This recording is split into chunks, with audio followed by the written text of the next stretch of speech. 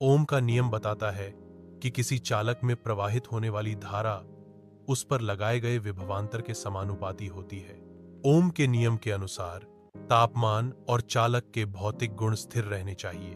गणितीय रूप से ओम के नियम को V/R के रूप में व्यक्त किया जाता है, जहां R प्रतिरोध है।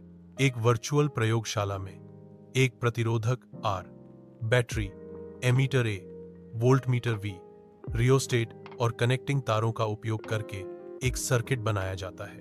रियोस्टेट को समायोजित करके अलग अलग वोल्टेज पर रीडिंग ली जाती हैं और हर वोल्टेज V पर एमीटर से करंट E नोट किया जाता है।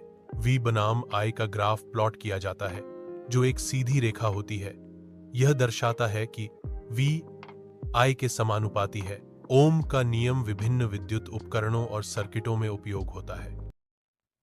ओम के नियम को सत्यापित करने के लिए आवश्यक उपकरण: एक resistor, battery, ammeter, voltmeter, rheostat और कनेक्टिंग वायर। परिपथ आरेख के अनुसार बैटरी के पॉजिटिव टर्मिनल से की से रियोस्टेट, रियोस्टेट से रजिस्टर, रजिस्टर से एमीटर तक कनेक्शन स्थापित करें।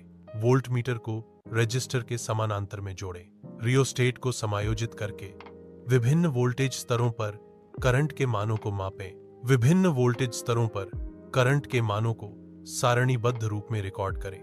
वोल्टेज V, करंट E और V I के अनुपात को सारणी में शामिल करें। वोल्टेज V बनाम करंट E का ग्राफ प्लॉट करें।